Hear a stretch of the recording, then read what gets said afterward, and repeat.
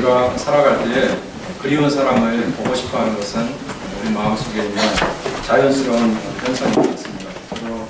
오래전에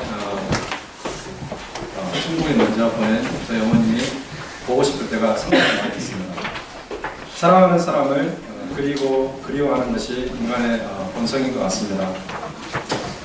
우리가 이렇게 인간적인 측면에서뿐만 아니라 영적인 측면에서도 예수 그리스도, 즉 우리를 구원하신 그 주님을 한 번만 볼 수 있으면 얼마나 좋을까라는 생각을 가끔씩 합니다. 여러분도 그런 소망을 품으신 적이 있는지 모르겠는데 예수님을 한 번만 봤으면 얼마나 좋을까. 요즘에도 드라마나 영화에서 예수님에 관한 드라마나 영화를 많이 하고 있는데 그렇게 멋있게 생긴 분일까 진짜로 그렇게 서양식으로 이렇게 멋있는 그런 미소를 짓는 분일까 아니면 투박하게 생기신 분일까. 예수님이 2000년에 사셨을 때 어떤 모습을 가지고 사셨을까. 그 주님을 한 번 봤으면 좋겠다는 생각을 합니다. 그리고 가끔씩 이렇게 간증을 들어보면 예수님을 보았다고 이렇게 말하는 사람들도 있는 것 같아요. 물론 이렇게 사람 모습을 본 것은 아니겠지만은 환상 중에서 보았다고 말하는 사람들이 있는 것 같습니다. 주님께서 이 땅에 재림하시면은 우리가 그 주님을 보게 될 것입니다. 그런데 그때까지 우리가 주님을 볼 수 있겠는가? 단순히 말하면은 우리는 절대로 주님을 볼 수가 없습니다. 간혹 성령의 은사를 지나치게 추구하는 사람들 가운데 예수님을 보았다고 말하는 사람들이 있습니다. 저도 그런 감정을 들어본 적도 있고 또 여러분도 그런 감정을 들어보신 적이 있을 것입니다. 그러나 그것은 정말 주님을 보고 싶다는 간절한 열망 때문에 생겨난 착시 현상이거나 어떤 정신적인 현상이라고 말할 수 있습니다.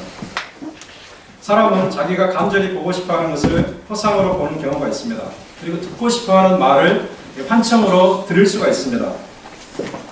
그러나 예수님은 그런 식으로 우리 눈에 보이는 분이 아니죠. 2000년 전에 인간으로 이 땅에 사셨지만은 이제는 하나님 우편에 가셔서 계시고 더 이상 우리 앞에는 육체적인 존재로 나타나지 않습니다.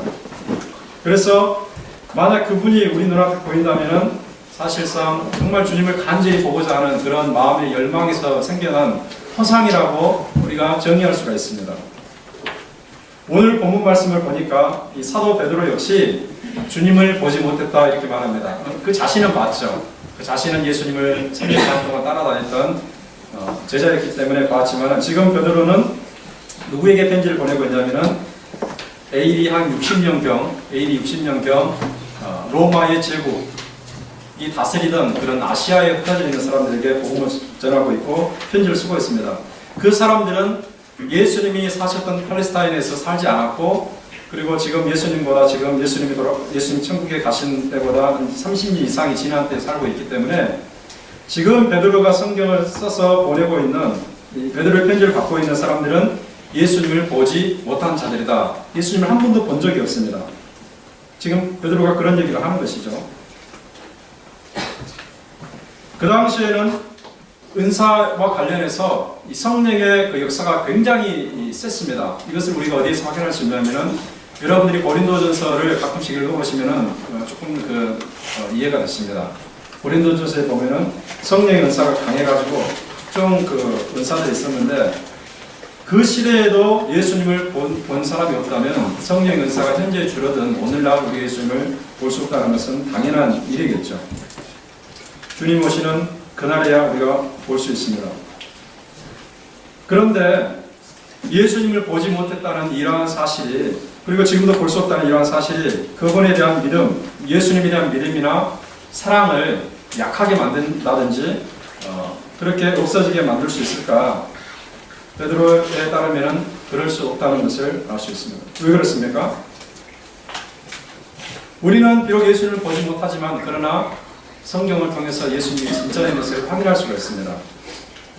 예수님이 진짜로 하나님의 아들로 이 땅에 사셨고 예수님께서 진짜로 우리의 죄를 위해서 죽으셨고 그리고 부활하셨고 승천하신 것을 그리고 다시 오실 것을 성경을 통해서 우리가 확인할 수 있기 때문입니다.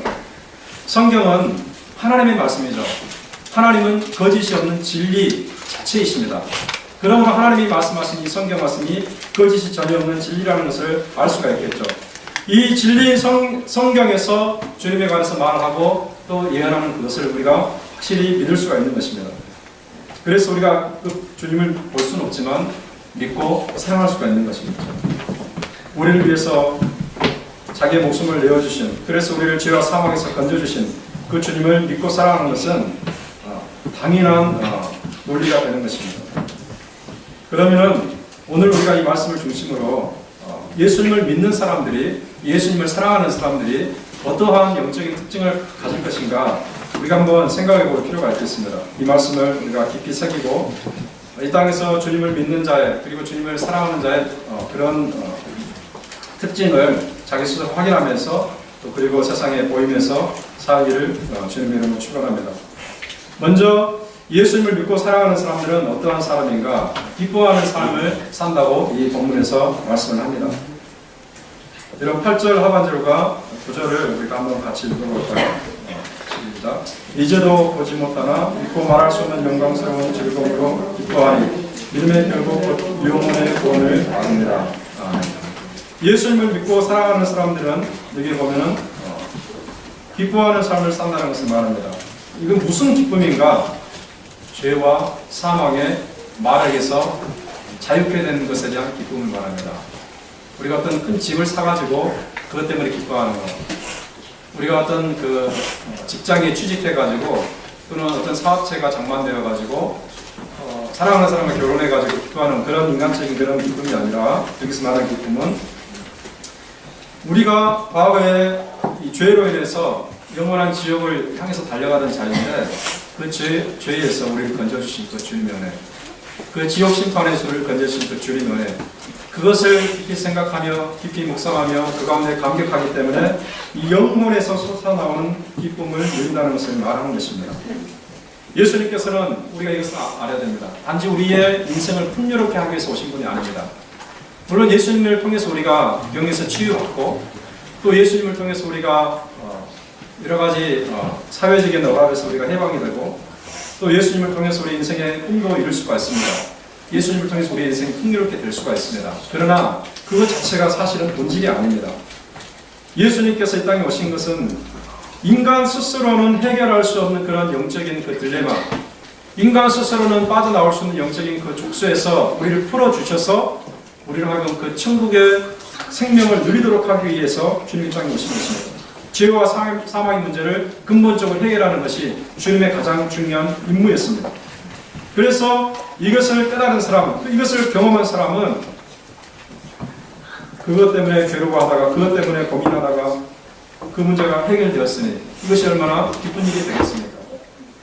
여러분도 그런 경험을 하신 적이 있는 줄로 압니다. 저도 마찬가지로 그런 경험을 했는데 제가 예수 그리스도를 통해서 그 진정한 구원을 받은 것을 알 때에 정말 그 말로는 형언할 수 없는, 정말 세상의 언어로는 표현할 수 없는 그런 이 심적인 기쁨, 영적인 기쁨이 있었음을 제가 느끼고 또 여러분도 느끼실 거라고 믿습니다. 그런데 성도들 가운데서는, 교회를 다니는 사람들 가운데서는 오해를 하는 경우가 있는데요. 어떤 오해를 하냐면은 이 예수 믿는 사람들은 굉장히 근엄하게 굉장히 어둡게 살아야 된다고 생각하는 사람들이 가끔씩 있습니다. 이것은 오해인데요. 왜 그러하냐면은 기독교를 금욕의 종교로 잘못 이해하는 사람들이 있습니다. 이것은 왜 그러한가? 기독교의 AD 4세기부터 중세기 한 15세기까지 약 한 1000년 동안 수도원 그 제도가 굉장히 활발했었습니다. 수도원 제도가 활발했었는데 수도원에서 추구하던 영성은 뭐냐면은 금욕의 영성이었습니다. 슬픔의 영성, 금욕의 영성. 그래서 그들은 즐거운 생활을 한다든지 이렇게 행복을 누린다든지 그런 것들을 어떻게 보면 죄악시하는 그런 비성경적인 태도를 가졌습니다. 수도원 생활을 통해서 예수님을 닮아가고 하나님 뜻에 한 걸음 더 가까이 나가는 것은 다른 일이지만은 이 기독교를 금욕의 종교요, 슬픔의 종교요, 그러한 어둠의 종교로 비치게 만든 것은 그 수도원 운동의 폐해라고 말할 수가 있습니다. 두 번째는 어떤 사람들은 이렇게 생각합니다. 내가 비록 예수님을 믿는 그리스도인이 되었어도 내가 인간이기 때문에 내가 타고난 기질대로 살아간다. 그래서 내 기질대로 살아가는 것이 바른 삶이라고 생각하고 그래서 기쁨을 누리지 못하는 경우가 있습니다. 또 어떤 사람은 하나님이 주신 이 구원의 깊이와 구원의 이 본질을 잘 깨닫지 못해서 누리지 못하는 사람이 있어요. 이것이 얼마나 큰 것인지 알지 못하기 때문에. 하나님이 주신 구원을 받게 되면 우리는 하나님 앞에서 정말 존귀한 자가 되는 것입니다. 누가 뭐래도 우리는 구원을 받았다면 하나님께서 영예롭게 여기시는, 하나님께서 자랑스럽게 생각하시는 하나님의 기쁨이 되는 대상이 되는 것입니다. 그런데 이것을 생각하기보다는 어떤 것을 생각을 하냐면 이 사람들과 이렇게 비교를 하게 됩니다. 이렇게 교회 생활을 하게 되면 공동체를 이루게 되잖아요. 그러면은 다른 사람과 자꾸 비교해서 다른 사람보다 못한 내 자신의 모습을 이렇게 부각시키고, 그래서 때로는 열등감에 빠지기도 하고, 또 다른 사람이 가진 직분이나 은사를 생각하면서 그것을 시기하기도 하고, 또 내가 열등감에 빠지기도 하고, 그래서 이 마음속에 하나님 주신 구원의 그 감격과 하나님이 나를 얼마나 존귀하게 생각하시는지 그 놀라운 그 마음이 사라지게 되는 것입니다. 또 어떤 사람들은 현실의 어려움이 너무나 크기 때문에 예수를 믿어도 경제가 나아지지 않고, 예수를 믿어도 내 삶이 나아지지 않고, 예수를 믿어도 여러 가지 어려움들이 계속 발생하기 때문에 거기에 초점을 맞추다 보니까 하나님 주신 구원의 감격과 천국의 영광을 바라보지 못하는 경우도 있습니다. 우리가 여러 가지 이유로 인해서 우리가 기쁨을 누릴 수 없게 되는데, 우리가 하나님의 그 구원의 본질을 깨달아 그것을 누리면 좋겠습니다. 우리는 비록 예수를 믿었다 할지라도 뒤틀린 세상 가운데 살아가고 있습니다. 그래서 주님 오시는 그날까지는 우리에게 고난과 어려움은 사라지지 않습니다. 다만 그 고난과 어려움을 대처하는 태도가 중요한 것이죠. 예수를 믿었다고 해서 만사형통 되는 게 아니에요. 여기서 말하는 만사형통이라는 것은 모든 어려움에서 건진받는 것은 아닙니다. 예수를 믿는 사람들 여전히 이 세상에 살고 있기 때문에 어려움에서 우리가 또 어려움을 실험하면서 갈등하면서 그렇게 살아가게 됩니다. 그러나 그 가운데서도 우리는 천국의 영광을 바라보기 때문에, 하나님께서 우리를 존귀하게 만드신 것을 알기 때문에, 하나님의 구원의 그 은혜가 얼마나 큰 것임을 알기 때문에 우리가 마음속에 있는 영혼의 기쁨을 상실하지 않고 빼앗기지 않고 그렇게 살아가는 것입니다. 이런 마음속에 심겨진 그 영혼의 기쁨을 여러분 간직하는 가운데 누리며 살아갈 수 있길 주님의 이름으로 축원합니다. 두 번째로 우리가 예수를 믿고 사랑한다면 어떤 삶을 살아가게 되는가? 아주 단순한 내용인데요. 예수님께서 하신 말씀을 지키게 됩니다. 예수님의 계명을 지키게 됩니다. 오늘 오전에 성경 공부 시간에 우리가 선행에 대해서 공부를 했는데, 여기서 말하는 선행이라는 것은 하나님의 말씀을 따라 순종하는 것이라고 배웠습니다. 믿는 사람은 선행이 열매처럼 나타나게 되어 있습니다. 그러니까 믿음의 필연적인 결과가 무엇인가? 선행이라고 그랬습니다. 즉 예수님을 믿고 우리가 사랑한다면 당연히 예수님의 말씀을 순종하는 그런 삶이 나타나게 되어 있습니다. 이것이 곧 예수님을 믿는 사람이요, 이것이 곧 예수님을 사랑하는 사람입니다. 여러분, 우리가 예수님을 사랑한다는 것은요, 어떤 이성적인 대상을 사랑하는 것과 다릅니다. 우리가 여자친구, 남자친구, 그리고 남편이나 부인, 이런 이성적인 대상에 대해서 우리 감정적인 사랑을 느끼잖아요. 물론 우리가 예수님에 대해서 감정적인 사랑을 느끼지만 그것으로 끝나는 것이 아니라 우리는 예수님의 말씀을 지키는, 예수님의 말씀 그대로 행하는 그런 삶을 사랑하게 되어 있습니다. 주님이 말씀하셨는데, 여기 한번 읽어보겠습니다. 시작. 너희가 나를 사랑하면 나의 계명을 지키리라. 나의 계명을 따르고 지키는 자가 나를 사랑하는 자니. 예수님께서 요한복음에서 이렇게 말씀하셨어요. 너희가 나를 진짜로 사랑한다고 말하느냐? 그러면은 내 계명을 지키는 것이 당연하다 이렇게 말합니다. 예수님만 이렇게 말씀하시는 것이 아니라 예수님의 제자였던 사도 요한 역시 요한일서에서 이렇게 말하는데요. 읽어보겠습니다. 시작. 하나님을 사랑하는 것이 우리가 그의 계명을 지키는 것이라. 이게 명확해졌죠? 예수님을 사랑한다면 그 말씀을 지킵니다. 그 말씀을 지키는 사람만이 곧 예수님을 사랑하는 사람입니다. 여호와의 증인에서 그런 사람들이 그런 얘기를 합니다. 가장 중요한 것이 무엇인가? 예수님을 사랑하는 것이다 이렇게 말합니다. 여호와 증인 사람들이 가장 중요하게 여기는 것은 예수님을 사랑하는 것이다 말합니다.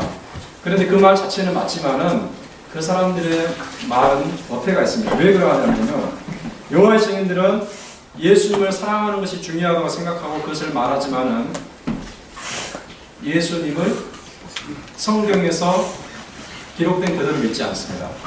즉 예수님을 하나님의 아들로 믿지 못하고 피조의 존재로 믿기 때문에 그들의 말에는 어폐가 있는 것입니다. 우리가 예수님을 사랑한다면 예수님을 하나님의 아들로 믿고 그 하나님의 아들의 입에서 나온 말씀을 지키는 것이 당연한 일이 되는 것입니다. 우리가 주님의 말씀을 가볍게 여기고 지키지 않는다면 그 사람은 진정으로 주님을 사랑하는 사람이 아니겠죠. 여러분 자녀들 한번 생각해 보세요. 자녀들이 가끔씩 부모님에게 I love you 이렇게 말하잖아요.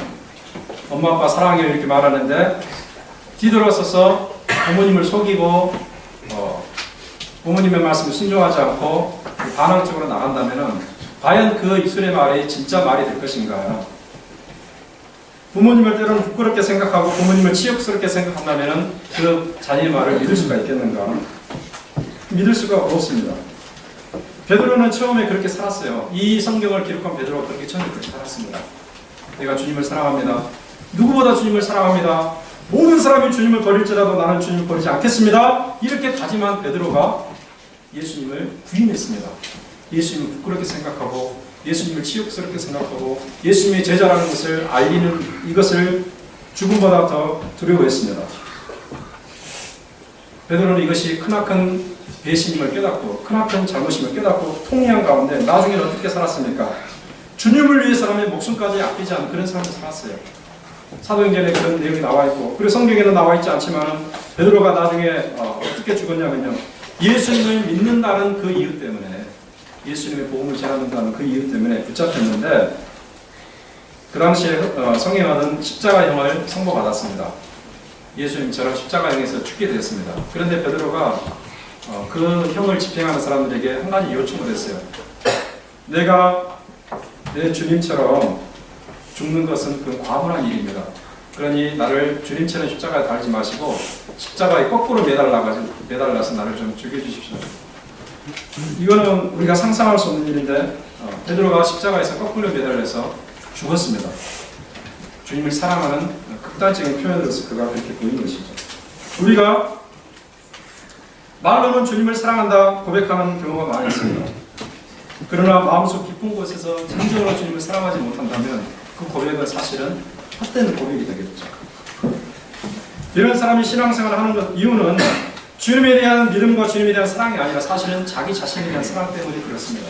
사도 바울은 말세가 될수록 사람들이 자기 자신을 사랑한다고 말했습니다. 사람이 자기를 사랑한다고 그랬어요.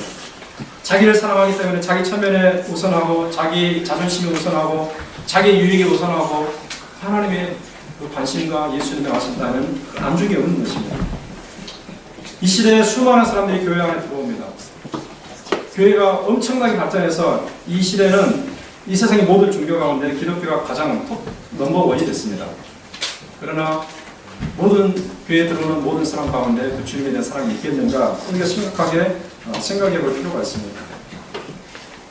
주님을 사랑하되 주님을 존중하고 주님을 기쁘시게 해드리고 주님의 말씀을 그대로 순종할 수 있는 그런 삶으로 주님에 대한 사랑을 표현할 수 있는 저와 여러분이 되시길 주님의 이름으로 축원합니다. 세 번째로 베드로는요, 주님을 사랑하는 사람, 주님을 믿는 사람은 어떻게 살아가는가? 주님의 재림을 간절히 열망하면서 살아간다고 말합니다. 여러분 13절 말씀을 읽어보겠습니다. 시작.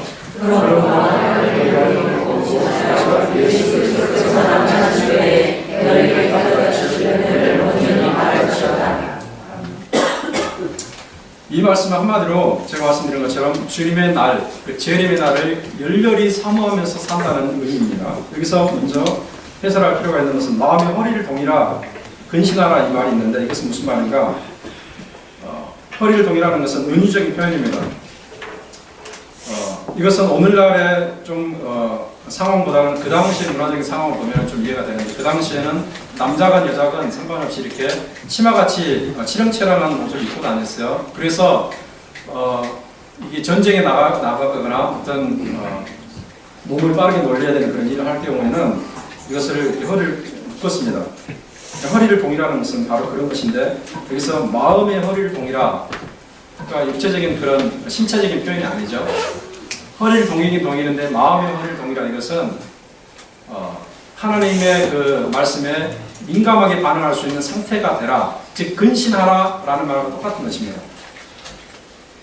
하나님께서 말씀하시면 즉각 반응할 수 있는 그런 이 경계태세를 가지고 있으라 그 말을 하는 것입니다. 마치 전쟁터에 나가는 군사처럼 정신을 똑바로 차리고 주님을 위해서 무엇이든지 할 준비를 갖추고 있으라는 것을 말하는 것입니다. 그리고 주님 재림하실 때 주어질 은혜를 간절히 사모하는데 그 주어질 은혜라는 것은 무엇인가? 구원의 완성을 말합니다. 우리는 지금 예수님을 믿고 구원의 삶을 살아가고 있는데 사실 이것은 완성의 날을 기다리고 있습니다. 이 땅에서 예수님을 구세주로 인정하고 주님으로 받아들이잖아요. 나는 예수님을 나의 죄를 사해주고 나를 천국에 인도하실 수 있는 구세주로 믿습니다. 그리고 예수 그리스도를 나의 주님, 나의 삶의 주님으로 받아들입니다. 그 진실한 고백이 사실은 구원의 시발점, 구원의 시작이 되는 것입니다. 이것은 완성을 기다리고 있습니다. 그 완성은 언제 되는 것인가? 주님이 다시 이 땅에 오시는 날. 그래서 산자와 죽은 자를 심판하시는 날, 그날에 이루어지는 것입니다. 그때까지 우리는 영생을 소망하면서 살아야 돼요. 마치 시험에 합격해서 받을 이 허가증, 입학 허가증을 상상하면서 공부를 열심히 하는 그런 학생들처럼 주님이 오실 때에 완성될 그 구원을 바라보면서 이 구원의 삶을 매일매일 이루는 그런 삶을 살아가는 것입니다. 과거에 우리 조상들은 믿음 때문에 너무나 고달픈 삶을 살았어요. 믿지 않으면 그냥 편하게 살 수 있는데 믿음 때문에 단순히 예수님을 믿는 그 믿음 때문에 고달픈 삶을 살았는데 그런 가운데서 무너지지 않았던 이유가 뭔가? 주님을 소망했기 때문에, 주님이 나를 고대했기 때문에, 열망했기 때문에 그랬습니다.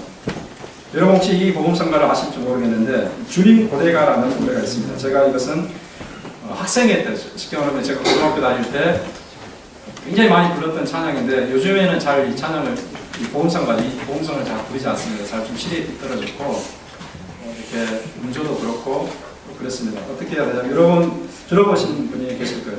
어제나 밤에나 눈물 머금고 들어보셨습니까?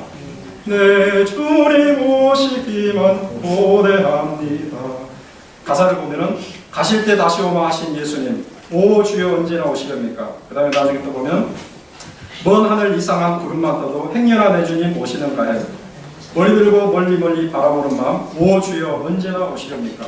이 복음성가는요 일제시대에 손양원 목사님이 지었습니다. 손양원 목사님이 어떤 상황에서 지었는가? 신사참배를 하라는 강요를 받았잖아요. 신사참배를 하라.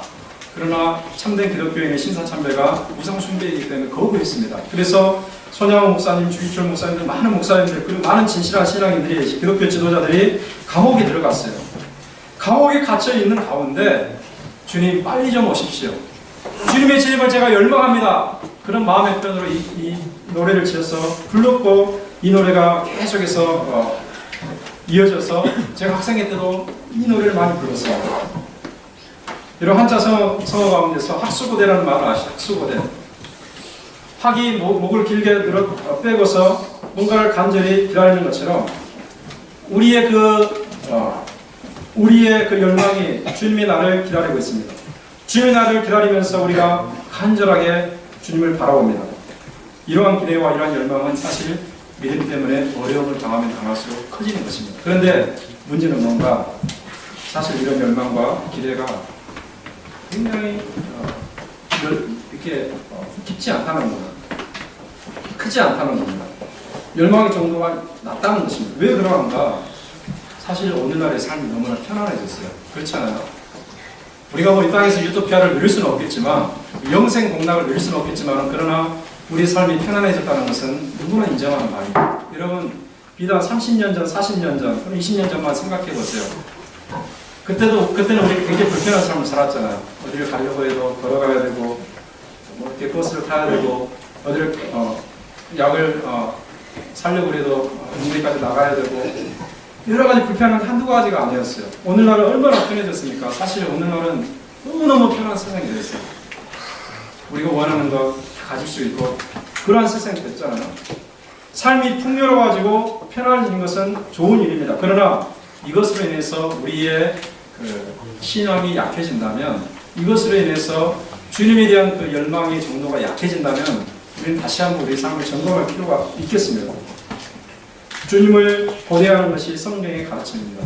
주님이 나를 바라보면서 간절히 기대하는 것이 성경의 가르침입니다. 그런 열망을 가지고 매 순간순간 허리를 동이면서 근신함에 깨어있는 삶을 살아가기를 주님의 이름으로 축원합니다.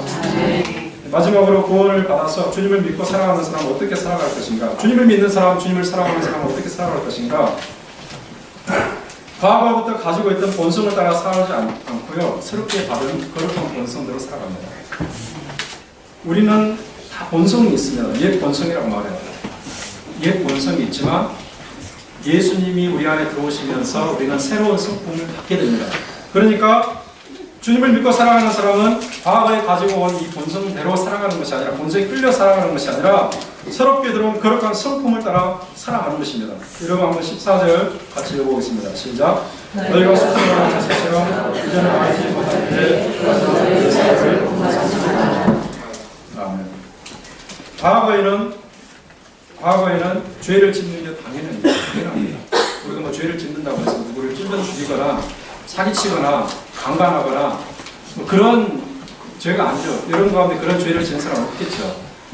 여기서 말하는 죄라는 것은 하나님의 그 뜻에 반대되는 삶, 하나님을 불쾌하게 만들고 하나님을 슬프게 만들고 하나님의 율법에 미치지 못하고 하나님의 계명에 따르지 못하는 삶을 말합니다. 우리가 예수 믿기 전에는 비록 우리가 살인죄를 저지르지 않았다 할지라도 마음속에 나오는 죄악들, 생각에서 나오는 죄악들, 말로 나오는 죄악들, 행위로, 태도로 나오는 죄악들이 하나님을 슬프게 만들었습니다.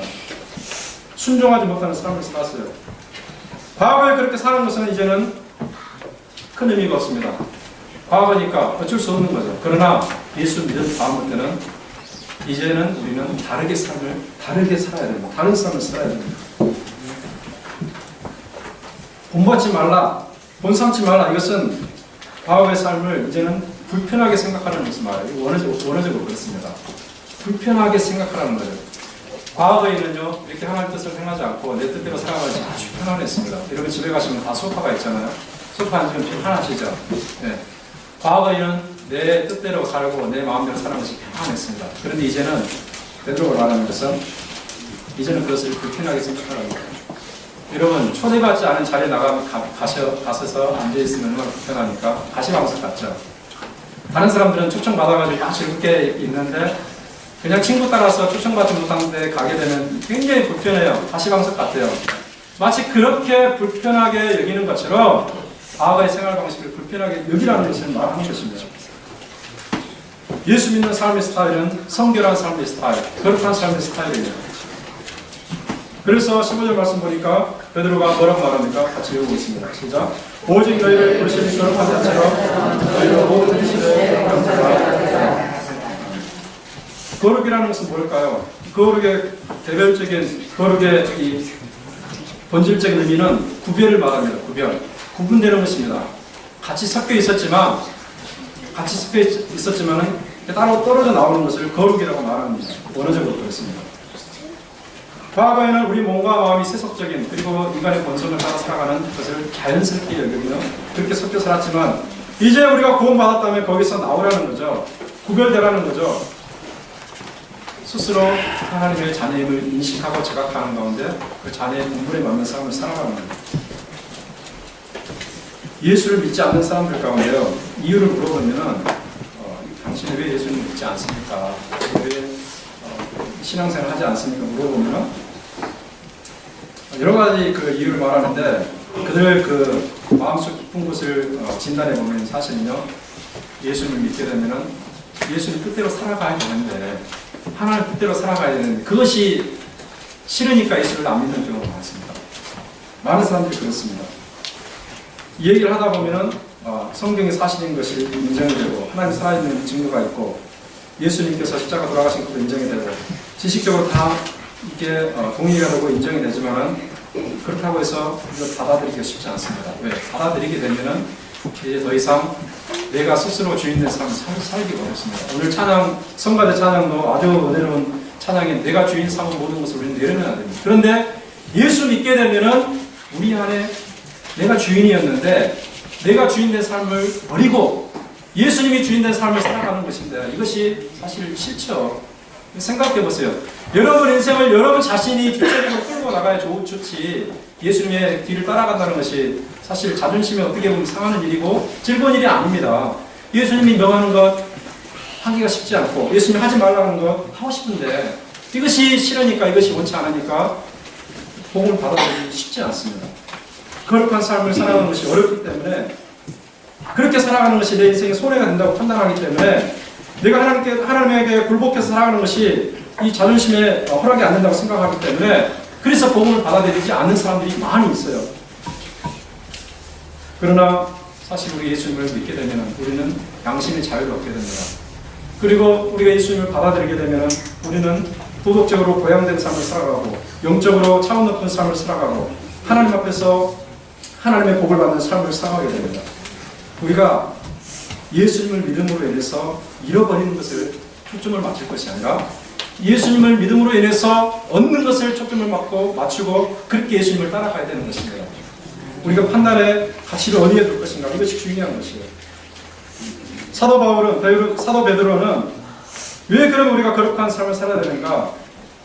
그 다음 말씀 한번 읽어보겠습니다. 시작.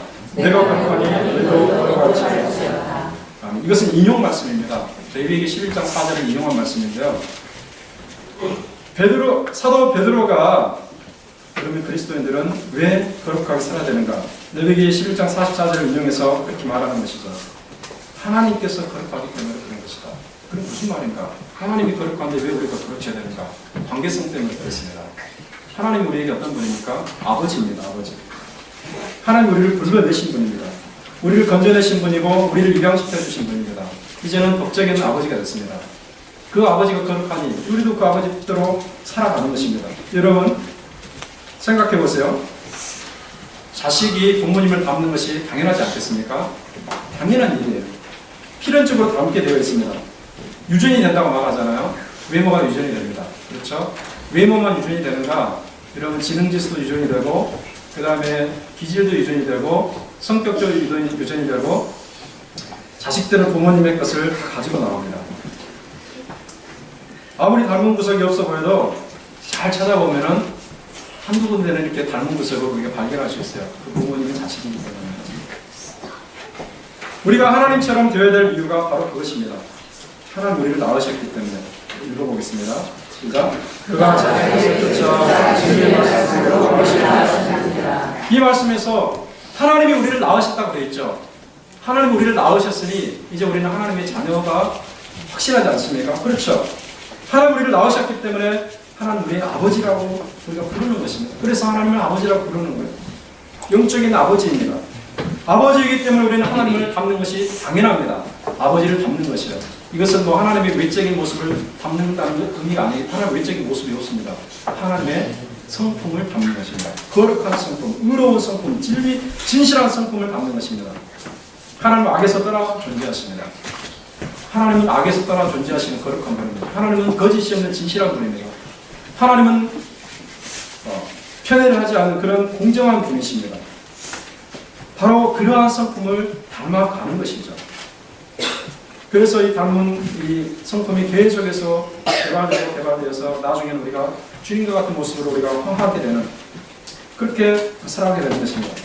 그러므로 이제는 우리가 과거에는 불편하게 여겼던 즉 하나님의 뜻대로 살아가는 것이 불편하게 여겨졌잖아요.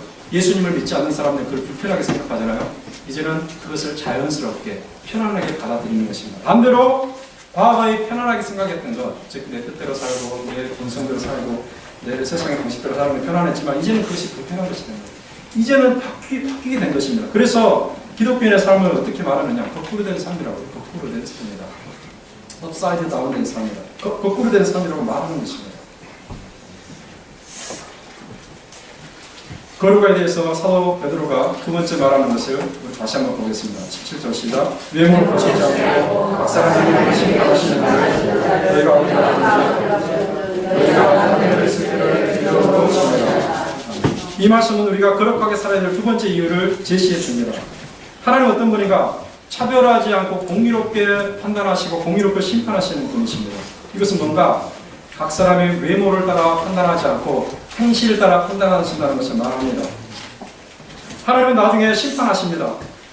우리가 이 세상에 어떻게 살았느냐를 가지고 심판하시는데요. 외모로 보시지 않고 판단한다는 것은 무슨 말인가? 하나님은 심판의 기준이 외모가 아니라는 것을 말합니다. 여기서 외모라는 것은 말 그대로 우리의 그 겉으로 생긴 모습 뿐만 아니라 인종, 백인인가 흑인인가 황인인가, 학력, 박사학위를 가졌는가 중졸인가 초졸인가, 재산, 많은 돈을 가졌는가 돈이 없는가, 신체적인 매력, 잘생겼는가 못생겼는가, 은사, 이 사람이 많은 은사를 가지고 있는가 은사를 가지고 있지 않는가, 직분, 이 사람 선교사인가 목사인가 장로인가 집사인가 평신인가 이런 것들을 말하면 이러한 모든 것을 가리켜서 외모라고 그래요. 외모. 그런데 하나님의 심판의 기준은 외모가 아니라는 사실이죠. 이런 것을 가지고 심판하지 않은 거예요.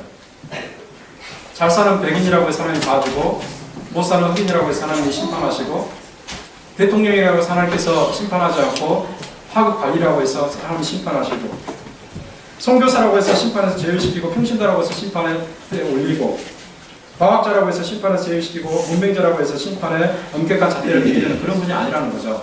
하나님의 심판은 외모에 있는 것이 아니라 하나님의 공의로운 성품이 있습니다. 하나님은 심판하시는데 두 가지로 심판이 나눠집니다. 우리가 이제 주님 오실 때에 모든 사람이 하나님의 심판대 앞에 설 것인데 하나님의 심판은 두 가지로 나눠집니다. 첫째는 산자와 죽은 자를 심판하십니다. 우리가 예배 시간마다 고백하잖아요. 사도신경. 산자와 죽은 자를 심판하신다고 합니다. 이 산자와 죽은 자는 무엇인가? 주님 오실 때에 산자는 예수 그리스도가 마음에 있는, 즉 구원받은 사람을 말합니다.